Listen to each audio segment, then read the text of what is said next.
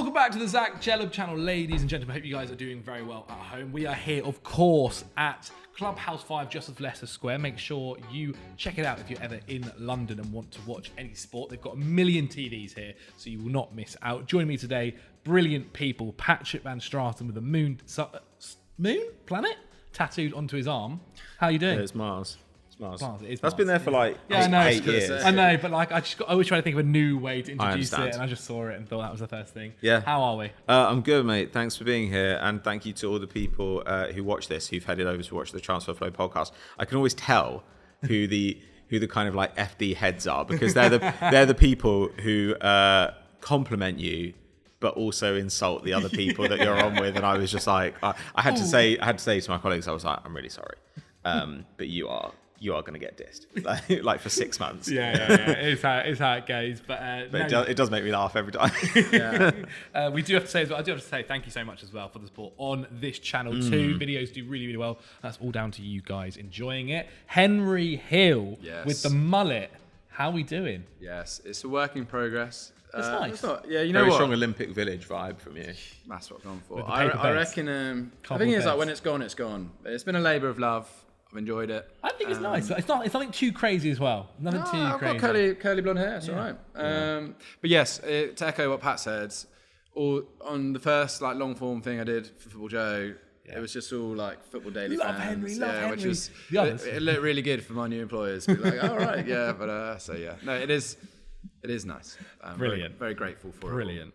Well, we've got a big one today, lads. One which we'll look back on in around 9 months' time and find out that we were all idiots. Maybe more so me than the other two. But it is our Premier League predictions for this upcoming season, 2024-25. We're going to go through a bunch of different categories, from the first manager gets sacked, the top four, relegation, worst signing, best signing, most improved, and a few others, and give our opinions on who we think will be winning that category. So we'll kick things off, guys, I reckon, with a big one, the sack race. Who will be the first manager to lose their job? Now, obviously, we've got a couple of teams that have been newly promoted. Ipswich back in the Premier League after 22 long years. Southampton back after 12 months. And Leicester as well after 12 months. Are those managers in your possible candidates? Yeah, I found the predictions harder this year than previous. Yeah, same. Yes, I have Nuno, Maresca, Ten Hag, and Russell Martin written down. But if I had to be serious about this, I think Nuno, just because I actually like some of the business that Forest have done. I like this Portuguese winger they've bought in, and I think Milenkovic is a pretty solid addition at centre half. And they've sold so well to Lille. They've sold like Mangala and is it Diakate? Diakate midfield, yeah. They've sold like 50 million euros to those guys. But yes, I just can see Forest, given the nature. I'm looking at the ownership structures of all these clubs. Definitely. And I'm like, who is a mild hothead who could pull a trigger on someone? And Nuno is a bit of like I don't want to say journeyman, but he's not. I don't think Nuno at this point is someone you invest. Ever since the Wolves project, he doesn't feel like a manager who's going to be given loads of time to prove himself anymore. And I just can see if Forest are muddied again further down the table, which I think they will be, then I can see him running into trouble early door. Whereas the other managers, I can see being given more time. Russell Martin as well, because I think he plays a very specific high possession, objectively wonderful style of play, which is good, but are Southampton, who were a little bit lucky to get promoted in the end, are Southampton going to be able to run that back again in the Premier League? Even though, again, I like some of the business that Southampton have done, I think I can see, given how the owners panicked last time they're in the Premier League in terms of a few sackings, I can just see them going in January, going, we need to get someone who's a bit more tactically not so stuck in his ways as Russell Martin. I think Russell Martin has an opportunity to prove himself, and I could see him getting some kind of company-style move out of this, of being taken on by a team where he can really implement his style. But yeah, I can just see Russell Martin's determination to play a certain way maybe backfiring and potentially losing his job. So I've got those two, and yeah, other than that, I'm really not too sure who's going to get fired. I think Ipswich aren't going to do anything. Last year, it took a long... Whereas the year before, we had like 8 within a few months. last season, it took actually a long time until we saw some managerial changes, and maybe that'll be quite similar this season too. I struggled with this one, and I too have literally got written down Russell Martin / Nuno Espirito Santo for very similar reasons. I know Forest fans originally weren't massive fans of Nuno, especially because of obviously taking over from Cooper, and they loved Cooper. And then in the end, I think they did kind of get on side with what was happening. Forest, I think, are so hard to call next season, and whether they could literally be an underdog. They could be one that ends up being relegated, just depending on which of their key players stay fit and which of their key players are on it next year. Will Callum Hudson-Odoi again overperform his XG by a crazy number? Will Aoyoni stay fit? Will they stop conceding set pieces? All that can basically lead to just Nuno getting the sack. And I do agree, Russell Martin, it's just will Southampton think, God, we need to stay in the league, and think maybe a managerial change? If I had to pick one for who was going to go first, Nuno for me. Patrick? I had a good long think about Erik ten Hag. Yeah, me too. Because they've committed to, they've done it now. No. He's got at least the season. No, I don't think you've ever got at least a season at Manchester United. True. I've decided not to go for him. Obviously as well, we always hear about Newcastle might be thinking about moving on from Eddie Howe, but Eddie Howe's good. Mm-hmm. We thought there were rumours they were going to sack him last season and they didn't. So we've actually got no reason to believe that they do have kind of scissor hands when it comes to this for the time being. Yeah. Whereas Henry's right, there are clubs where that the hierarchy is always inclined to sack a boss. I think one of the reasons that it took a while last year is because some of the teams that came up very clearly were prepared for the possibility of going back down. Yeah. And so I think you can kind of tell from a club's summer business how likely they are to sack their boss. If they go and get players who are not necessarily Premier League players, but are more we can win the championship next season type players, I think they're much less likely to sack their manager because they're not thinking, how dare you not keep us in the league? Yeah. So from that point of view, I'm less inclined to say Russell Martin because they haven't gone out this summer and bought a bunch of top flight players. Mm-hmm. They've got kind of interesting, useful players who could just as easily be championship guys. I've been thinking hard about Cooper at Leicester. I don't particularly rate him. On the other hand, I think he may be a manager who's bought with an eye to, we know he's a good championship manager. So next season, who knows? Because they also haven't had a big summer. Leicester. Yeah. Barely. So in the end, I'm going for Nuno as well, just because I don't think he's a particularly good manager. I don't think he coaches above the level of his talent. Yeah. I think Forest do have ideas above their station in the sense that they're just we can always do better. We can always get a better player. We can always get a better manager. And actually, for where they are right now, that's not really true. I do think they can get a better manager than Nuno, but they always think it, no matter who's managing them. So I think there's a pretty good chance that he goes. And to be honest with you, I don't even think it necessarily be a bad idea. When you look at teams around you now in the league, you look at Glasner, you look at Lopetegui, you think God damn, these teams have good managers, and you've got an okay coach. He's fine. Yeah, I think that's the thing as well. All it takes is some other club getting rid of someone who is actually highly rated, and being the first club to pounce on him. Look at Aston Villa. Well, there are still guys lurking out there. Potter's still still unemployed. All season you'll be thinking, well, we could go and get Graham Potter and give him a go. Yeah, it's just Forest are at that level. There's so many interesting managers in Europe who would just bite the hand off. Especially with the squad they've got. They have players in that squad that are really nice and can fit in a tactical system, and can play good football. Can have a moment out to make something out of nothing. I think so. We're all three of us are kind of going with Nuno. Ten Hag would be very funny though. I am committing for him. Yeah. Well, I just think who knows what United do. I don't think it'd be the first one. Sure. I don't think Chelsea could afford to sack Maresca even if he's bad, but I don't think he'll be bad. I think he'll be fine. We'll see on that one. Might get on to a certain club called Chelsea. The next one I've got is Overachievers. And this obviously is very contextualised depending on what you think overachieving is. My one, Sean Dyche's Everton. Yep. Sean Dyche's Everton. Sure. Whether I think their transfer business has been amazing is another question. However, we've got to remember where they finished last year with 6 points being taken off them was just above the relegation zone. And actually, Sean Dyche got Everton playing some decent football, got them getting results. And I think that will probably continue into this coming season. Do I think they're going to be getting, European places? Definitely not, but I do think they're going to be a lot more comfortable this year in the league and have a lot less pressure about going down. Again, I don't necessarily think their transfer business has been exceptional, mainly because they've not been able to do much either. But Sean Dyche did a decent amount last season with a pretty limited squad and a squad that was going through injuries and had them defensively strong and managing to score goals. And again, the transfer window, when we were recording this, isn't ending for a good month and a half or so, and they can still do business on that front. And I think if Everton can achieve 10th, that's probably a pretty good season after what they've gone through for the last 3 years.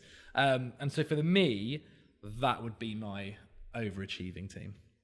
Yeah, I actually had Everton as one of my 2 options down as well. I completely agree. I think they've strengthened, and it's just so confusing to know what's going on with the ownership structure there. It changes every 3 weeks. Yeah, but I think in terms of keeping the core together, I like the O'Brien transfer. Kept Brentford. Yeah. I think Lindstrom, he can only be better than what he was last season. So yes, I agree with you. For the sake of variety, I'm going to say Ipswich Town.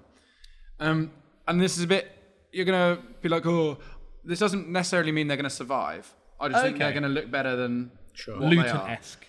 Well, the difference between them and Luton is if you look at the money they've spent. They've spent 23.5 million on Hutchinson, 21 million on Greaves, 18 million on Djellab, and another 10 on this goalkeeper Muric, who I thought was unlucky not to play for Burnley from the off last year, because he was one of the best goalkeepers in the Championship as well. So they're having a go. Do you know what I mean? And they could maybe do more before the summer is out. They've got a great manager in Kieran McKenna, who I think will be is more wise than Company in terms of taking up a Championship side and being able to be variety, whatever. So I'm not saying they will survive, but they could survive. And that's just because I think Ipswich are a huge team, and sometimes you see that kind of promotion boost that a team like Ipswich can get coming. Even when like Blackpool, for the first half of the season, they were half decent when they came out many years ago. Tom Ince up top. Yeah. It's just so, my point is, Ipswich have the foundations of being a Premier League side in the way that kind of Forest have slowly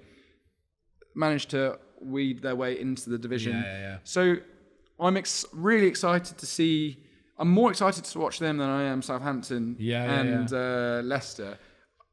Again, they may not survive. They may have a difficult campaign, but I think they're going to impress enough that McKenna's going to be fine at the end of this, and I think a few of their players could make a big name for themselves. I think what's really interesting about, you kind of mentioned it there with Ipswich, especially compared to Burnley, even last season in the Championship, they weren't like set on one side of it. It wasn't like we have to have all of the ball, we have to do playing out from the back. They were more than happy to go long, they were more than happy to adapt to whatever kind of game they were in, which means for this current season, especially in the Premier League, it will allow them to be fine if they've got to put 10 men behind the ball and play on the counter-attack, or if maybe they do afford a little bit of space against a team in the relegation zone or whatever, then they can do that style too. You're right, very good adding some more midfielders. They needed to buy a goalkeeper, and I think they did get a good one, because they were going into it the side as well with losing their first choice goalkeeper and 2 centre midfielders who were like in their 30s. And Amari Hutchinson, like, he's a player who could be incredible.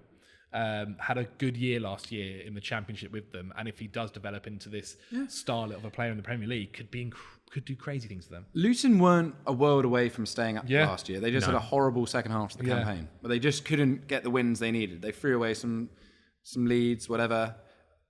Luton, like I said, Luton in a bad year for the promoted sides were not that far away from staying up. So I don't think it's improbable for Ipswich to do the same. We'll be interested to see how Ipswich's goal scorers adapt to the Premier League, because obviously they scored the most goals in the Championship last season, but slightly different in the Prem, especially with kind of their forward line not necessarily being like Premier League proven. But I'll maybe get onto that in a little bit later. Who are your overachievers, Pat? I actually like reverse mine in it, but mine in Everton as well. Everton, okay. Like, I just think Onana, I put. Well, I don't want to give away that other category, but I mix these two around. Onana, I think, is a very good player now, or a good player now. But like, I think the reason he's a valuable player is because of his potential. So I don't think it's like that huge a loss for them. I'm not sure about Djellab, but it's fine. Like, I think Irobunam is a good pickup for them. Like, yeah, Lindstrom, I think, is like a kind of perfect Dyche signing. O'Brien, perfect Dyche signing. And from Everton's point of view, like, their job right now is to stay in the Premier League and ensure their continued existence as a football club. And they've actually had a summer where they haven't really paid very much for any of these guys. You know, like O'Brien is really cheap, like under 20 mil for a Premier League centre-back. If he ends up being worth it, like, that's really good money. I think this is just smart. Like, if they could end up like turning a profit this summer without actually getting worse as a side, which I think is pretty impressive. And even if they just play up to the level they did last season, I think that'll be good. So I've always got a soft spot for Everton. I don't want them to be liquidated. Like, not like Chelsea, where I would like love it if Chelsea stopped existing as a football club. I would not. But I'm just really fond of Everton. I just think that Dyche actually didn't get the credit his work deserved last season because of their eventual position in the table. But if his forwards, like, if he can give each of his forwards a compass and say that's where the goal is, then like maybe they'll be okay. Yeah, and if like a couple of them can stay fit as well. I want to quickly chuck. I know we've kind of all agreed on Everton. I do want to chuck in another team just quickly because I don't know if they'll be spoken about otherwise. Palace, once Glasner came in, ended up changing things around. Obviously, they had an incredible starter in Michael Elise, who did some really good things, but Elise wasn't necessarily fit for the entire time. They've brought in some good transfers. Kamada looks really good. We've just seen Ismaila Sarr join Crystal Palace as well. Raksiki, who we forgot the name of last time, got on loan to Sheffield United. Did you call him Rack City? No, because that's what they should call him. No, Raksiki, isn't it? But they should 100% sing his name to the tune of Rack City. That's amazing. Well, he's not there this season. He's on loan. Maybe they do. But yeah, Crystal Palace could be a little number here. I think they finished 11th, was it last year, or 10th in the end? I don't know if they're likely to do better. Do you think they could touch upon a European place, Conference League? Like, if Mateta seems to have kept his form. He's playing in the Olympics at the moment under Thierry Henry. I'm loving Mateta. He seems like he was great in Germany. He seems like and Glasner's a fantastic coach. Like, they need to keep Eze. They do. That's and I what think it really they will comes keep Eze. Like, it'll be crazy unless someone offers a ridiculous fee, which maybe Spurs do. They're probably going to have to replace Gay as well.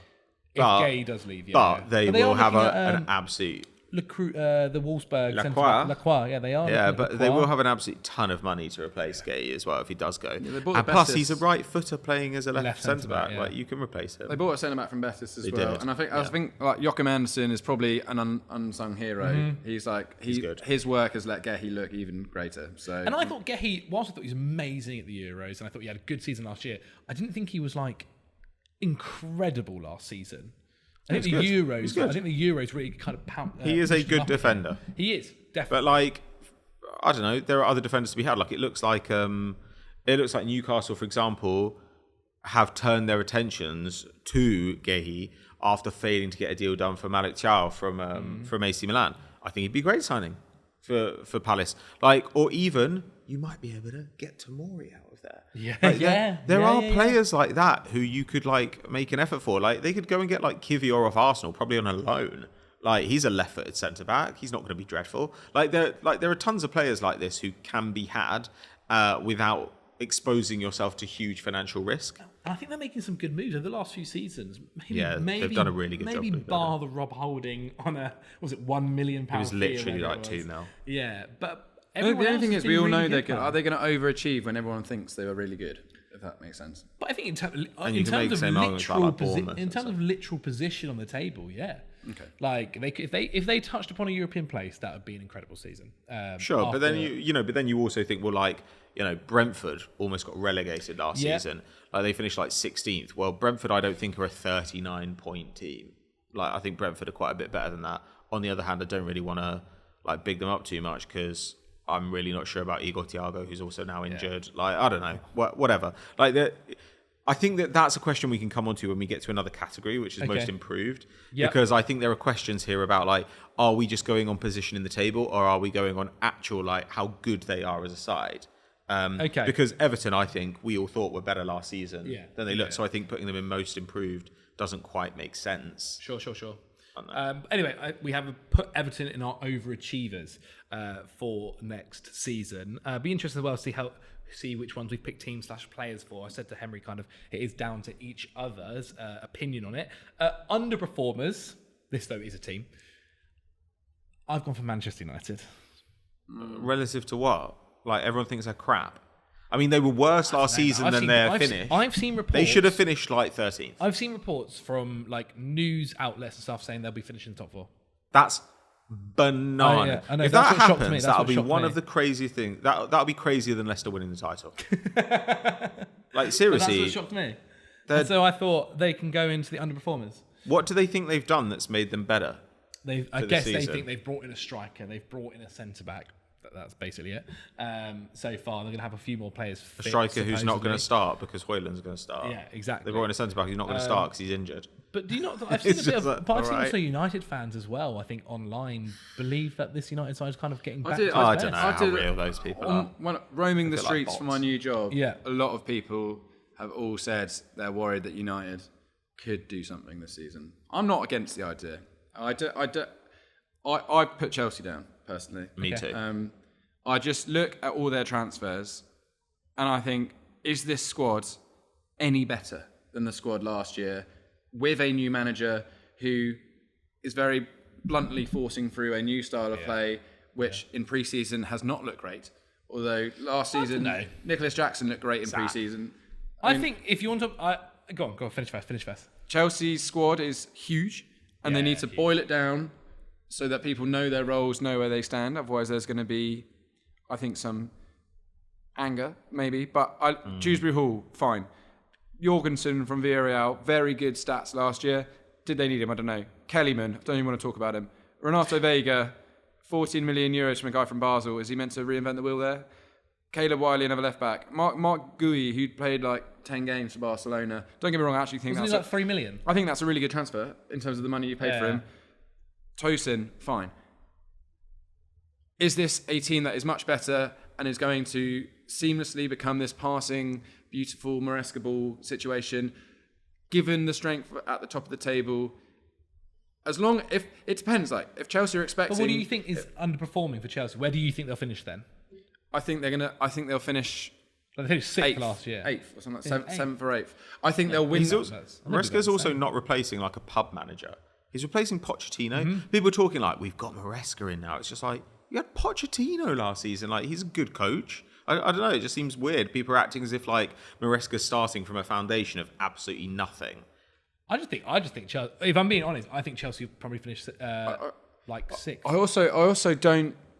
Maresca's record at Leicester, they conceded loads last year. They were not this defensively solid. That's my worry. They're not a defensively solid outfit. He's already said that Chelsea are conceding too many goals. Definitely. Leicester should have walked that league, and they were walking it, and then they almost blew it in the Championship last year. So I'm not.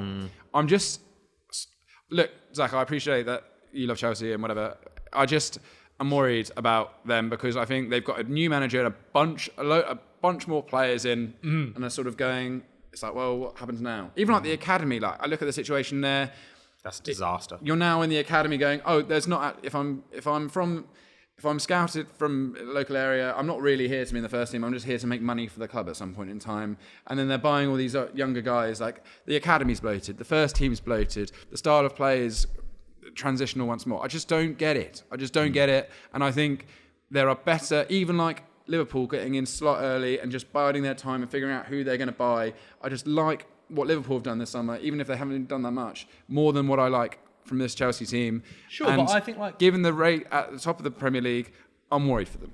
Yeah, I just think they're going to finish 6th. I don't know, man. Like a lot of teams are strengthening around them, and a lot of teams will have a manager who's been who's been there for another year and who's potentially strengthened the squad. Like, I don't think Solanke is like the greatest player in the world, but I think if Spurs got Solanke, that would be excellent for them. Like, there are things like this, and they've got a manager who's a year further on, and instead, Chelsea have got a manager who's a complete like unknown quantity.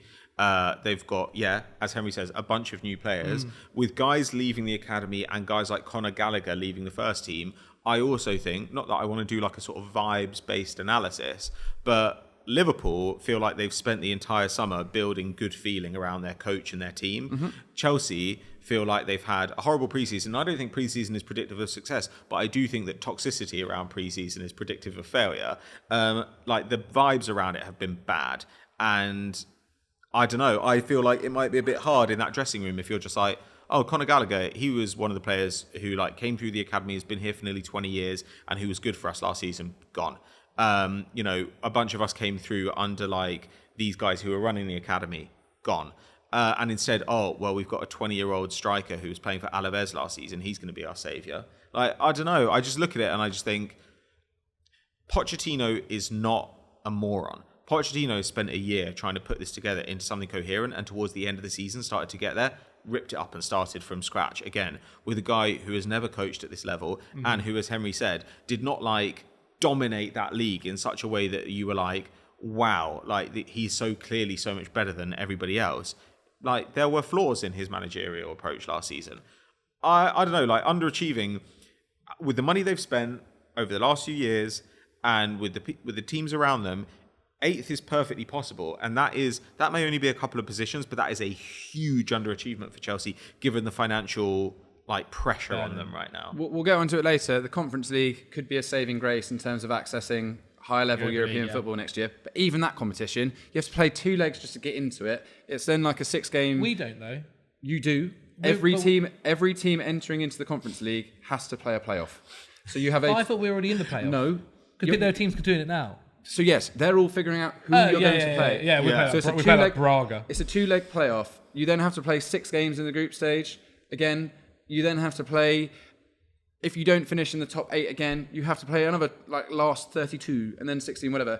It's just going to be a boring distraction. And if you do badly in that, that's only going to breed in because you should be walking that competition. My point is that might be your saving grace. Chelsea, if Chelsea are trying to go for everything next year, because they're in the World Cup as well, the Club World Cup. We are, yeah. Chelsea are one of the teams with a huge amount of football to play next year. But I think for the squad that we've got, good. Like, there's so many of them. Anyway, I'm just saying. My point. I just thought was going to be that. But you can't play a new squad every week. Like, no, I mean, I agree, but like, my point more so was going to be that, like, I just think they're probably going to finish about the same. Okay. I think that it took a really hot run towards the end of the season to push them up to that position. But we said all year that they were underperforming. Sure, but like when you look at their talent, like it was quite a lot better than a lot of teams last season. I think Villa now have strengthened significantly. I don't see any reason to assume that Liverpool will drop down. I can see good reasons to assume Spurs might get a little bit better. I'm not particularly bullish on United, but like West Ham getting better, Palace getting better, Bournemouth building something. I'm not saying all these teams are going to finish above Chelsea, but the number of tough matches in the Premier League grows every single season. And I don't really see a Chelsea side that is equipped for that. Like maybe they go into the first game of the season when Maresca's like, I actually know my first 11. I know my first 11. This is how we're going to play, and we're going to play this way all season. And like, we're going to have some crap results, but like that's how it's going to be. That might work, but I don't know. Given the bloat around that squad, given the number of people who don't know what the hell they're doing behind the scenes, I kind of want a manager there who's got a firm hand. I want somebody there who's like, I've been here before, and I know what I'm going to do. And if that means like casting out some players who like the manager, the kind of squad structure, the club structure have decided are important, I don't care. You know, a Conte or Tuchel, someone like that. You don't have that guy. Like, I don't know, man. It didn't work out well for them either. Well, it did at first. Like, I don't know. I just look at this and I think this has best case scenario, it's pretty good. Worst case scenario, it's an absolute catastrophe. I mean, it's been an absolute catastrophe at times for the last 3 years. Yeah, let's move on to something more positive. Okay, let's go to Breakout Star then. I've gone for Lucas Bergvall of Spurs, the Swedish centre midfielder, who I think is... That's a nice choice. Ridiculous. I think we're gonna. When they first brought him in, I didn't know how many. Well, they kind of signed him in the January, really, but obviously joined this summer. I didn't really know how many minutes he's going to be playing, but it seems like he might end up being a little starter for them throughout the season. He is very young, but the guy is willing to take risky passes. He's willing to pick up the ball on the edge of the box and dribble through the midfield to make an advanced pass. He is almost like Ange's dream guy, and he's under the perfect manager for him. He's someone that I don't think anyone would have really heard of a year ago. And Spurs have taken a risk in bringing him in, and they fought off Barcelona to get his signature. And it looks like he'll end up being a little bit of I reckon, a little star for them. Nice. So I've gone with him. I did also have Amari Hutchinson down, just because I think it's going to be really interesting to see how he develops in the Premier League. But yeah, I'm actually going to go with Lucas Bergvall. Who are you going for? Yankuba Minte at Brighton. You like him. I think Brighton have had a really good summer. I'm really excited to see how Hutzler does managing them in the Premier League. I felt like last season they got shafted a little bit by the fact that everybody knew that Djellab had 1 foot out the door. He was crying. But the squad is good, man. Like, and they can definitely get more mileage out of, your Buonanottes, your Encisos, Joao Pedro. Yeah. Like, they can definitely get more out of those. And when you look at their potential first team, it's so good. Like Vifa in midfield with Baleba. I think Vifa is a fantastic signing. And then you could look at a front line of like Ferguson with like Mitoma and Minte either side. And Minte was outstanding in the Eredivisie last season as a kid. Huge shot getter from wide, also great ball carrier into the box, like dribble monster, and like not just like a dribble monster in the Eredivisie, but he was so good that you were like, this guy can play at a higher level. I mean, Ted Knutson, who I've been working with, has been pushing him. He was like, this is the kind of signing that like Arsenal could have got as a backup to Saka, that Liverpool could have got and said, we're going to blood you over the next 3 years in the hope that you can be a Salah. Like, he thinks his ceiling is like that high. I just think that like Bryson will give him a ton of minutes. He's been fantastic for them in pre-season. And if everybody's fit, I think that is like a devastating, like the defense is more of a question. But the attack is like crazy. Like midfield forward and to go Baleba Vifa and then just have like just unbelievable like quality. So many players who have all got talent. I mean, even Undav, who they're still trying to sell on a permanent, it hasn't happened yet. He's coming off a crazy season in Germany, and he's like a guy they want to get rid of. Like, I don't know, they've got... I'm really, really excited to see them, and I think Minte will have a lot of fun playing for them. They've got a manager as well who's doing like, apparently in pre-season, he's been doing like ridiculous things, and the whole squad is just like playing football with, and like Brighton fans just been thinking, what on earth is happening here? Man. Like, got some crazy ideas, and so it'll be interesting to see him. Hopefully he's changed his haircut by the start of the new season, that's for sure. Henners, I had Breakout Star, insert Brighton player is what I had written down. And I agree, Minter and Vifa. I've not really seen too much of Vifa. I'm excited. But I mean, actually, Valentin Barco, their left back as well, 20 years old. Because Estepinian's injured at the moment. He came from Boca last January. Apparently, he's been wicked in pre-season too. Everyone's super excited about him. I mean, why not? Like, he could be awesome. I've actually, because Pat's done a good little piece on Brighton there, I'll go to my backup choice, which was Amad Diallo for Manchester United. Yes. I think he looked really good. I mean, he was great at Sunderland, I thought he played great in the moments that he was given opportunities for United next year. Given the future of Sancho is still kind of undecided. Will he go to PSG now? Will he not? And I think Diallo is going to have big minutes next year. He's shown that he can actually perform in a United shirt. I think he's a super fun player to watch. I really hope that he's given an opportunity to show what he can do. So yes, Amas, the left back for United, or Diallo at right wing. These are my two young guys who I think could have the Kobe Mainu year for United, given that they are willing to give young players an opportunity. So Diallo. I like that shout. I like both those shouts, and all of them. Now, let's move on to most improved. Now, this one, I think you could do a club or a player. I've gone for a player specifically on this one. Bryan Mbeumo. Now, didn't have a good season last year. He didn't, and he had a injury hit season last year as well. He's still yet to hit double figures in goals in career. He only turned 25 yesterday. So, Brian, if you're watching, happy birthday for this week. But I've always liked what he's about. He's not afraid to run at a defender. He can play in several different positions. I also thought like he could play in different setups as well. I've always liked the idea of him moving to Liverpool. They've been supposedly rumoured about him a couple of times. And I just think as long as he stays fit this season, it was kind of an unfortunate injury because when he first started the season last year, he did look very, very strong, and especially when they had no Tony. Everything was going through him. I'm just hoping this year we can get back to that kind of start of last year, arguably the season before. And I think hitting double figures in goals in the league is not unachievable at all. as long as he stays fit for Brentford. I don't know whether there'll be a last-minute move for him, but I do think, if he's still at Brentford at the end of the transfer window, I think he'll have a very improved year, and it wouldn't surprise me if the next season we start seeing a few clubs sniffing around him. Okay. There you go. Patrick Van Straten. I'm going to go for West Ham. Like, West Ham actually had a good finish last season. Mm-hmm. They finished 9th, but I thought they were pretty bad all year. I thought when you watched them, they looked bad. When you looked at their underlying numbers, they were horrific. And they got bailed out, I think, by having a couple of players who are really clutch, like Kudus and Bowen. They've kind of failed to upgrade multiple areas of the squad for a long time, but they do seem to be addressing those this summer. Like, obviously, they've gone and got a centre forward, which I don't actually like that much, but like, they need a centre forward. That's fine. I think Somerville is an excellent signing. Looks like Guido Rodriguez in midfield, and Kilman.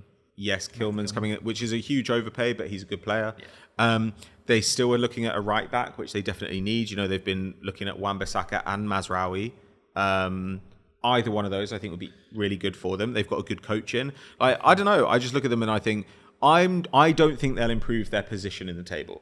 I'm not saying they'll improve their position in the table necessarily. I think if they end up 9th again or even lower, that wouldn't be surprising. But I do think they'll improve their underlying numbers and their level of performance, and I think fans will enjoy watching them more. And I think while now everyone's like, Lopetegui, and Somerville, it's going to be great. Towards the back end of last season, it was starting to look concerning, and especially once the news broke about Paquetá. Because firstly, they thought they were going to sell Paquetá, but now it was like, okay, we're going to lose a player who we could potentially have got like getting on 80, for 9 figures with. We're going to lose him for nothing. That is a huge problem for a club like West Ham. And now I think the vibe is pretty good around them, and I like the shape of the squad. Like, I don't think it's going to be like incredible, like, oh, maybe we get Europa League football, but I think they will play better football this season. I think the fans will enjoy seeing a different style. I don't want to like rag on Moyes, but like, he is not the world's most inspiring manager, as well as being, I think quite an unpleasant guy behind the scenes. Like, I think Lopetegui is a good coach and feels also like some of these signings and the manager have kind of the stature which I think that stadium and really the size of that club demands. Yeah. I'm quite excited to watch it. And again, there are lots of these teams in the league who I'm quite fond of, and I just think it's hard not to like West Ham. I just think West Ham are like a proper club with like great fans, and like, I don't want them to be shit. I don't want them to run out the same like attacking formation for 7 years because they're like, well, Michail Antonio will still do it, right? Like, I don't know. Worth adding as well, by the way, just as we're recording this, Kurt Zuma's been sold.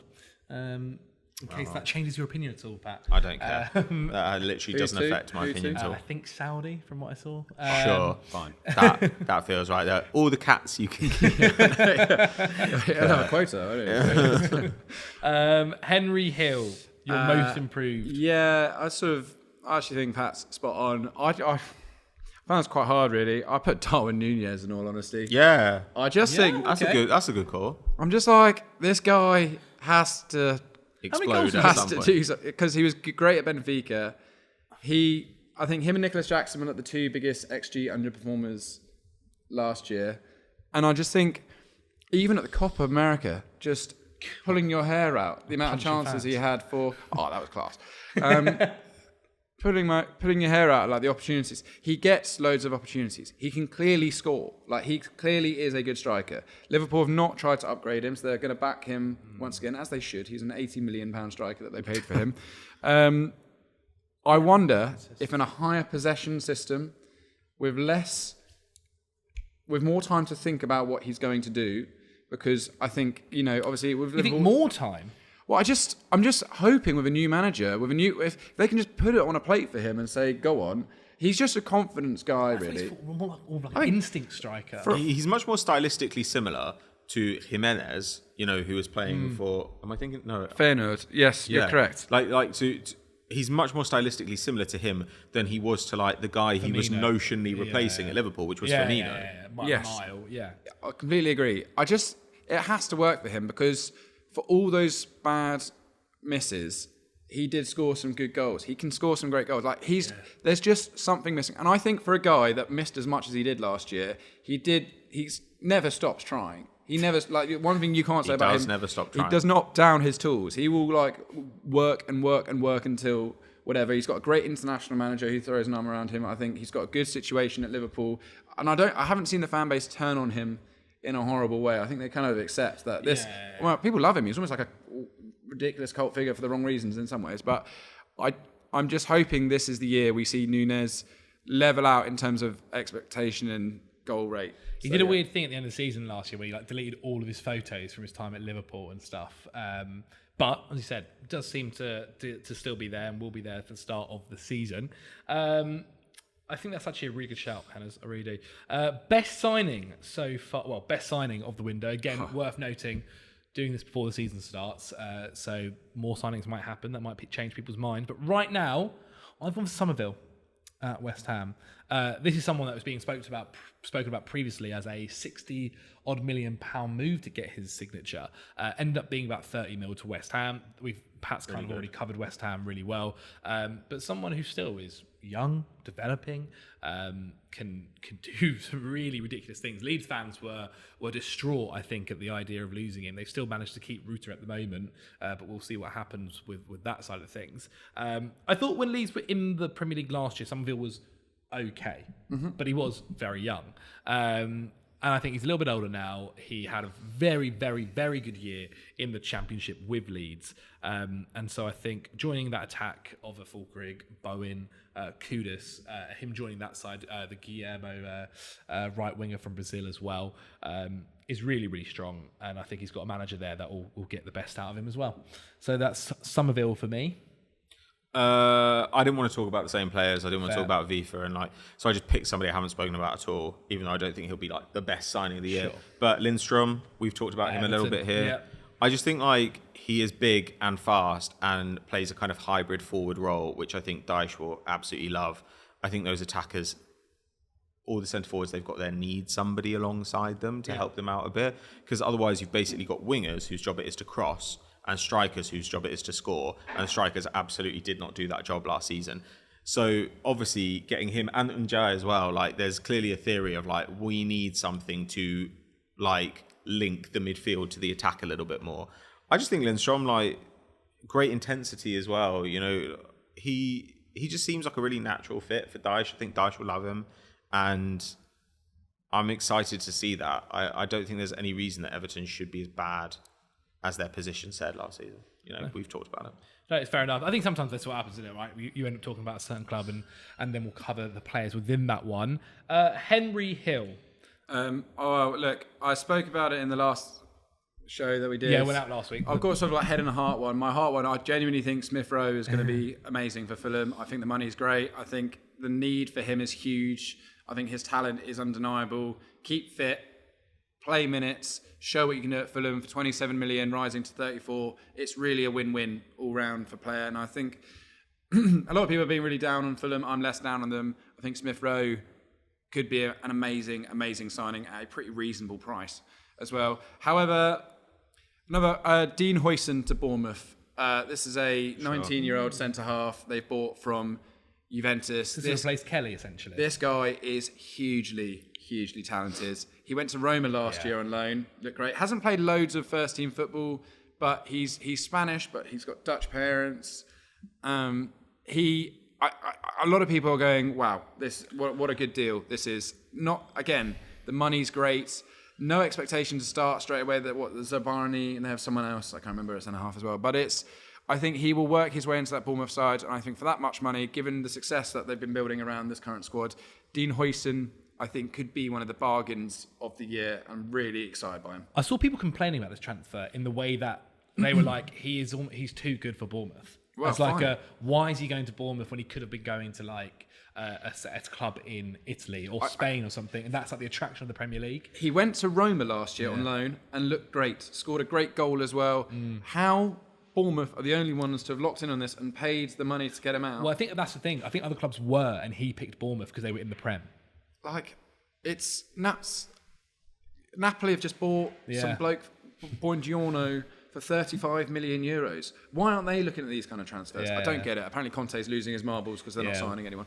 So yes, I think Dean Huijsen to Bournemouth. Watch that one. Watch out for that one. Good shout. Okay, from best signing to worst signing, this sounds really harsh because he's only a kid. By the way, we are limiting these to Premier League. This is only Premier League. We should say, because there are other signings that I hate. Yes, we will touch upon maybe the other leagues later on, just about who will win them. However, this is all about the Premier League. That's how this is, the Premier League predictions. Worst signing, it feels harsh to say this, Liam Djellab. Liam Djellab, for me, he only made 2 Premier League appearances for Man City. That was off the bench. And he spent last season on loan with Hull City in the Championship. He scored 8 goals in 32 appearances, which is okay. And Hull were actually pretty good last year.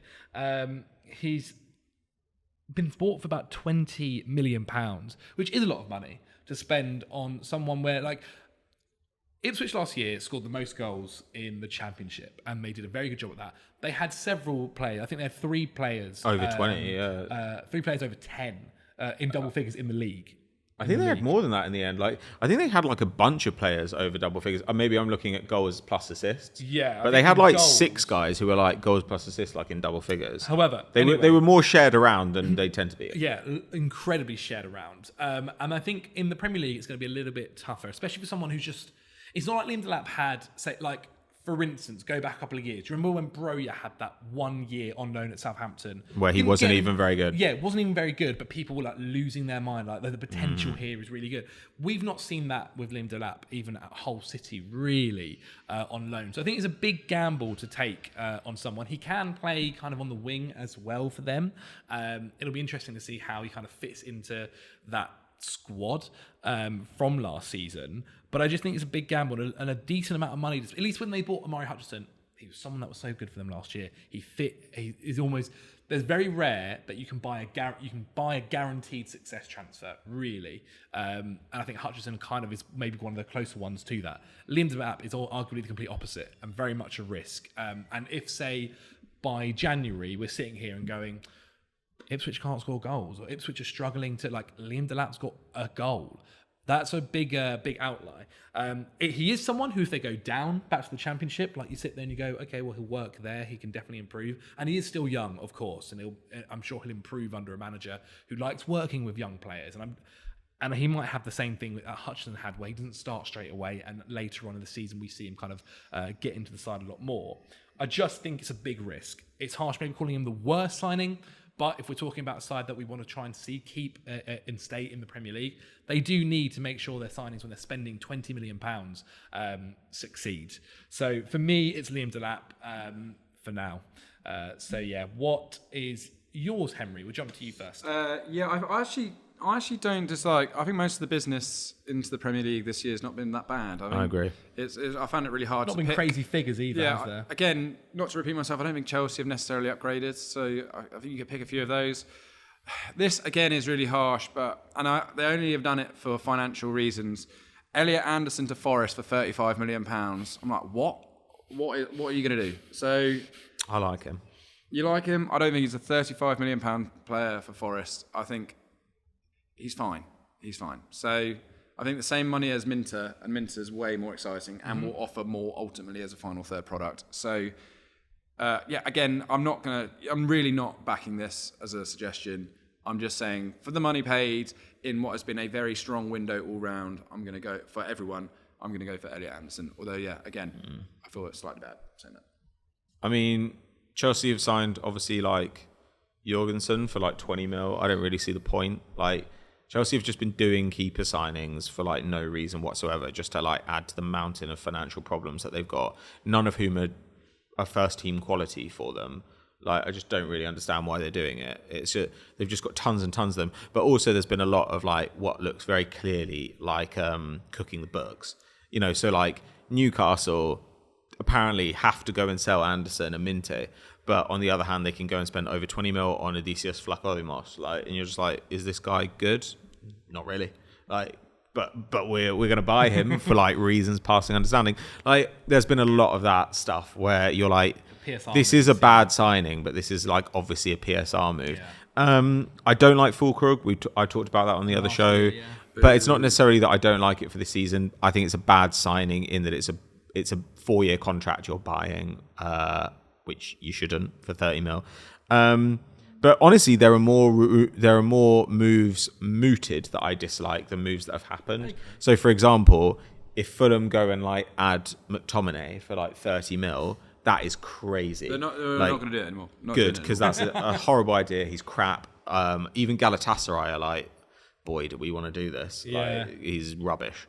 I wouldn't do that. Like, there are loads of players I've got question marks about. Like, I don't particularly like Zirkzee, but United didn't pay that much for him. Like, it doesn't bother me. So I find it a bit difficult. Yeah, I'll go for Fulkrug again just to like stick to my guns. But that's not to say I think he'll be dreadful this season. I think he might be pretty good this season. I just don't. Long term. I wouldn't have done it at that price for that.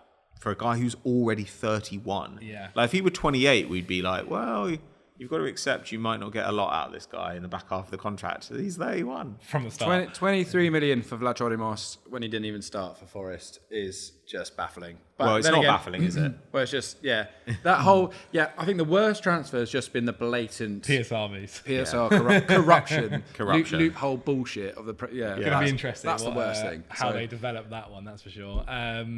Yes, if you guys want to see Henry and Pat battle it out over Fulkrug and whether he'll be a success or not, check out last week's video on overrated signings. We'll move on then to basically how the table's going to look. Premier League winners, have we all just put Man City? No, put Arsenal. I put City. Ooh, I put City. I think... You're backing them? Yeah, boy. You're allowing Pat to now be able to talk positively about them winning the league. No, I just think... Why do you think City won't do it then? I think that's the better question. I look at the squads, and it's hard to say. I don't know when this goes out, but like at this point in time, City have only signed Savinho. They haven't, and they've sold Alvarez. They've not replaced anyone. They haven't actually had a great preseason. They lost more than they won in preseason. Celtic. Yeah, Celtic, who had a great preseason. Yeah. They always do, I feel. They start the season. I just want them to do well in the Champions League. Savinho, no guarantees he's going to be. I think it's a fun addition to their right wing. I just think it's Arsenal's trajectory is up, and you think City's down? That squad is growing. I just look at another year of De Bruyne, another year of Bernardo Silva. I think almost to get a fifth Premier League run in a row out of this team without much fresh impetus at this point in time, with the negativity of the whole fine situation, with the uncertainty of Guardiola's future, I just think this is the tipping point where Arsenal can get their noses in front. If they get Mourinho in, maybe they can do something up front as well. For me, it's been really close the last few years, and this is the tipping point where Arsenal can maybe pit them, because I just think City is just slightly tired. And I know it's ridiculous to say it, but again, they'll be playing in every competition all the time. Well, so Arsenal. Yeah.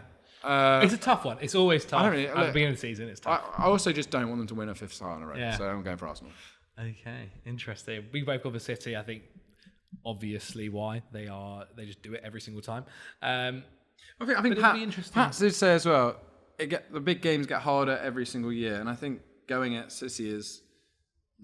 I hope more people take risks. Arsenal struggled more not when they weren't playing City or Liverpool. Yeah, lost to Fulham. It was those games where, and then, you know, even crazier is when you are like in this league nowadays. If you lose 2 games, that kind of puts you out of the title race, essentially. I think that will get less true, though. I think that will be less true. Just because the league is getting stronger. Yes, yeah. You know, like Arsenal got 89 points last year and didn't win the league. I think the days of Liverpool getting 99 points and not winning the league, I think that is a crazy, I was going to say 1 off, but 2 off, I guess.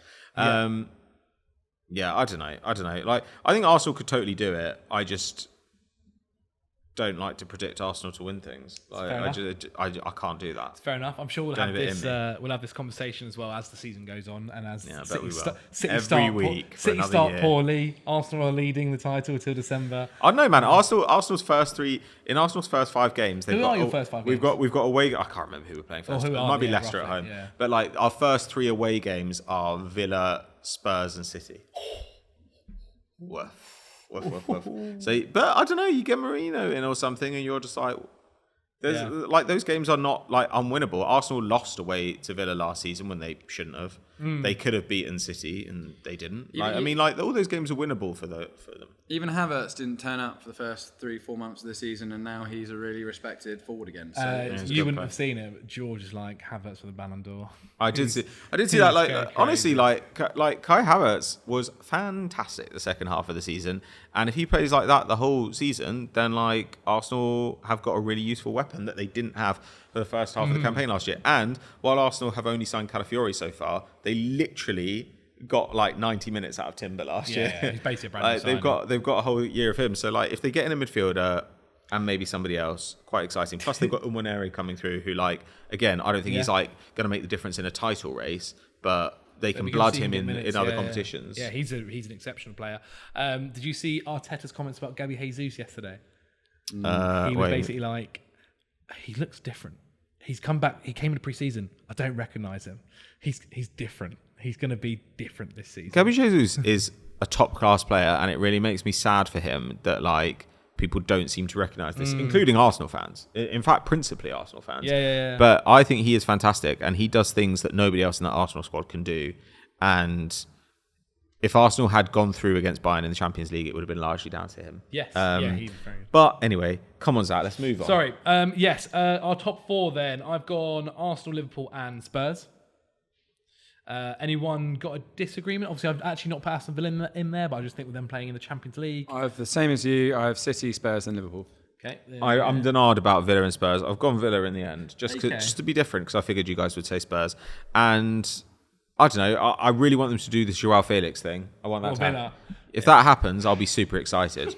That'd be cool. I still think there are question marks about Spurs. You know, like they were far too easy to get at defensively last season. I think Solanke, if they get him in as well. But I also don't think their issue was attack last year. Oh no. Like I don't know how much they're going to solve that problem for like how easy they are to get at defensively. Yeah. And I also do think, you know, Son's a year older. Like I don't know. Like I still think they'll be good. I think it'll be between those teams. But Villa have had a really good summer, and I think they'll be horrible to play against. We'll see. And Liverpool, I just think, like, especially if they get Zubimendi, Liverpool could be really, really good. Which doesn't look like it might be happening. Which is crazy as well, because he said no to Arsenal and Barca. They will stay, and now apparently might leave. Relegation, I'm not so sure here. Yeah, it's this really is a tough one. I've got Southampton for sure. Ben Berrington Diaz. Good signing. You think? Yeah, he was good for Sheffield United. Okay. £8 million. It's fine. Didn't play all year. I just thought he was all right. I've put Fulham in here, but I meant to write Forest, but that's funny. Maybe I'll say Fulham. Fulham are in my list. Yeah, a lot of people think they're going to go down. I still think that they're very old. Yes, I just think that our manager, and I think there's enough. Emile Smith-Rowe, our manager. I think there's enough there to survive. I think you can get more out of Iwobi. Iwobi, Leno, Willian. Leno is such a cheat code. Leno is so good. He's top class keeper. He's a Europa League keeper, just living his West London life. Yeah, so who wouldn't? I worry for Leicester. So Leicester have an asterisk because you don't know if they're going to get a points deduction. Yeah, exactly. I think Leicester will probably go because also I don't think their squad's better than it was last season. Yeah, in the championship. Like they went and they made like Fatawu like permanent. It's a good sign. Okay. Like they've got a young child from Chelsea, Golding, another PSR move. Like, but I look at them, and they were rumored to be in for Eli Wahi as well when West Ham were after him, and I was like, great, you need to go and get a top flight striker. They lost Iheanacho, haven't they? Yeah, they've got nothing. What are they going to do? Who's the defender they brought in from Atlanta? Okoli? Yes, something like that. It's not bad. Yes, we talked about him, I think, at one stage. Yeah, we did. Sure, but like. Yeah. I just don't see it. Like, what is that squad? Like, what is there in that squad to make you think that they're staying up? And if they get a points deduction, I think they're definitely gone. I think Southampton definitely. I think Southampton gone. Yeah. Ipswich, I'd like to be positive, but to me, it's like these three plus maybe Wolves and Forest. Yeah, in the conversation. I completely agree. Forest are my other one, and the only thing with Forest is if they make the call early enough, end up getting a half decent manager. Because they've got the talent. By miles. I've got Brentford going down. Woof. Boy, oh boy. They've got such a managerial advantage. Tony might not even leave I agree. At the moment. Tony will be the last. Tony will move, by the way, last day of the transfer window. I mean, what else have Brentford Chelsea. done? Yeah. We said that the other week. What else have Brentford bought in this year? I mean, it's, Igor Thiago. But do you not think Fine. generally? Yeah, but I think generally the squad is 15th. Their defence is too easy to figure out. They've got too many average players in that squad, and you can only ask so much of Thomas Frank. Frank is a better manager. That's than, true. I think Frank deserves a better job. They're than just that. going to Thomas Frank. Oh, you'll figure it out. It's not. I've got Brentford, Southampton, then I've got Ipswich/Leicester if Leicester get a points deduction. Okay. Brentford must look at the players Forest sign every year and think, if I were in charge there, imagine how much better that team would be. Well, I'm at a club who just give me nothing every year, except they went out and spent big on Igor Thiago, who I have big question marks about. Who then got injured at the end of the season, Yeah. came back, trained, got injured in training now. But even might if not he's even start the even if he's season. fit, I'm not. I don't particularly like his profile. He's like a guy who gets tap-ins in the box. And a pen Is that how specialist as Brentford well. play? Yeah.